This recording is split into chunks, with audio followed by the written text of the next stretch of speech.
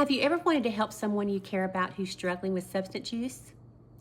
Well, you might have, but you felt uncertain about what to say or even how to say it. Maybe you've worried that the words you choose could either offer support or unintentionally add to that person's pain. If you've ever felt frustrated or lost or powerless in those conversations, you're not alone. Today, I want to talk about the way our words can be a powerful first step towards healing and hope and connection. When someone you love is facing a substance use disorder, and I know from experience how that is, it can be really challenging to find the right way to talk with them. Every conversation matters. The language we use can either build them up or it can deepen the shame they may already feel. Over the years, I've seen just how important it is to use words that honor people's dignity and encourage compassion. Because when someone you care about is dealing with substance use, you want to do everything you can to support them. Now, for a long time, our society used words like addict or junkie or abuser, and they also used terms like clean and dirty. While these words might not have always been used with bad intentions, their impact was often to label and stigmatize people. When someone is defined by their substance use, it becomes easy to lose sight of their humanity, and that only pushes them further away from the help and support they need and deserve. The way we talk about substance use doesn't shape how others see those who are struggling. It also affects how individuals feel about themselves.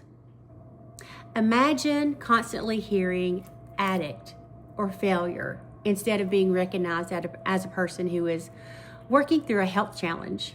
It's easy to see how that kind of language builds stigma that can block people from asking for support or seeking treatment. That's why today, the medical and recovery communities, including organizations like SAMHSA, advocate for something called first-person language. It's simple. It's really simple in concept, but powerful in effect. You put the person before the diagnosis or the struggle. Rather than labeling, we talk about someone as a person with substance use disorder, someone who's living with or experiencing a health condition, not by someone defined by it. Let me share some concrete examples of this kind of language. Instead of saying addict, we want to say person with substance use disorder. This small change reminds us all that substance use is only one aspect of a person's life and not all of it. Instead of calling a test result clean or dirty, let's use the word negative or positive test result. These are neutral phrases that describe the outcome, not the worth of the individual. Now, instead of saying relapse, we now say return to use, which recognizes that recovery is a process with ups and downs and roundabouts and not a single pass or fail event. But first-person language is about even more than choosing different words. It's about seeing the whole person, showing respect, and opening the doors to connection and to help. I encourage you to imagine for a moment being the one dealing with substance use. If you heard your family or friends or even strangers call you an addict or a junkie, it would be easy to believe that that's all you are. But hearing instead things like, you're a person facing a health challenge, you matter. This could change how you see yourself and what you believe is possible. There's even research to back this up. Studies show that when we are respectful and non-judgmental, people are more likely to reach out for help. Judgmental language can discourage people from seeking care or support. And organizations like SAMHSA emphasize that we talk about substance use directly and, the fact that it impacts whether people get the help they need. In fact, using terms like substance abuser instead of person with a substance use disorder can affect whether someone is met with compassion or with punishment, even in settings like healthcare or their workplace. So how does this play out in our day-to-day lives?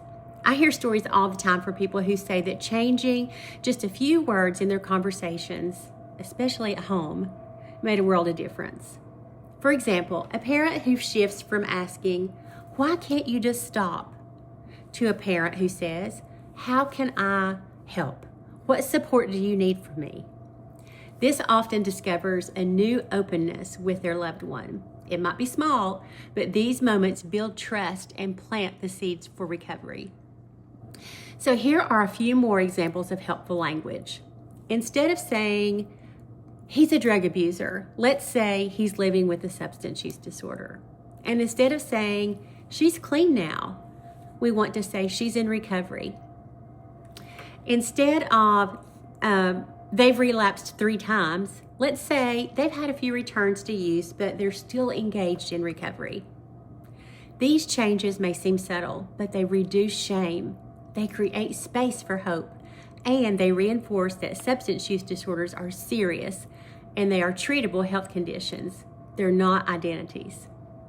And this isn't just about helping one person. Person-first language can transform families and communities and even whole systems. I watch support groups and families become places of safety and encouragement when people commit to using respectful language. People feel seen and heard and welcomed, and they're more likely to participate in their own recovery. Old habits can be hard to change. I'm sure you understand. If you catch yourself slipping into judgmental phrases, just notice it and try it again next time. Progress is not what matters. Progress is what matters. Perfection is not. If you're a family member or teacher or friend or helper, I know that there are times that you feel helpless.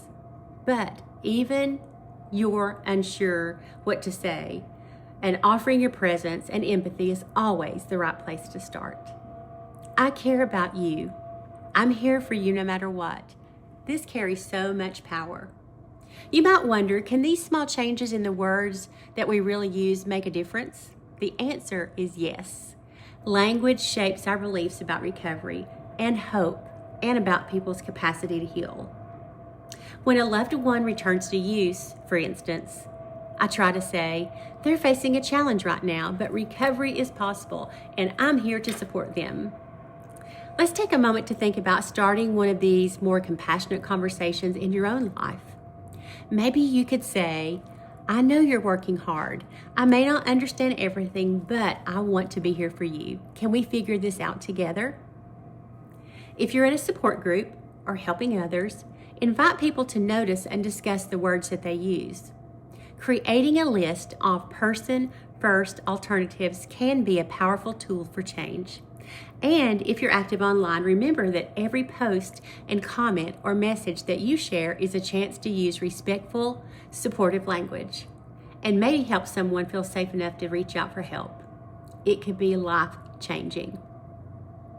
It's also important to recognize the emotional toll that can come with supporting someone through substance use.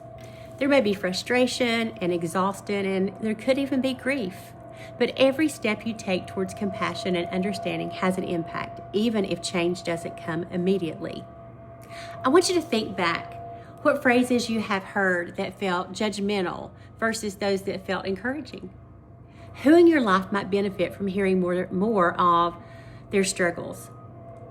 Please consider reaching out. A simple, I care about you, I'm here if you want to talk, might be the opening that a person needs to hear. Before we finish, I want to emphasize a few things. Recovery is possible. Families can heal. I've seen individuals and families move from isolation and despair to hope and connection, and so often. And it begins with words, the words you choose. So if this conversation spoke to you, I invite you to share it. You never know who in your community might need this reminder. Hope for the Helpers is always here. Please share this. Talk, start a conversation, and help us strengthen this supportive community together.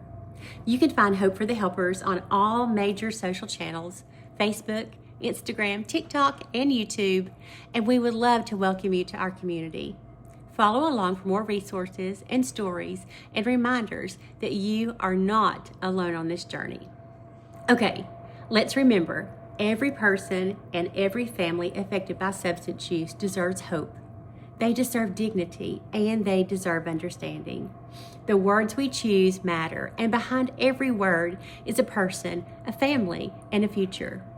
If you or someone you love needs support, there are resources. and there's help that's available. We all have a big role in reducing stigma and opening the door to recovery, one conversation at a time. Thank you for listening. Thank you for caring, and thank you for choosing compassion. Your words matter, and together we can make a difference. Keep sharing hope and keep supporting one another. Share, like, do all the things. Let's talk about it.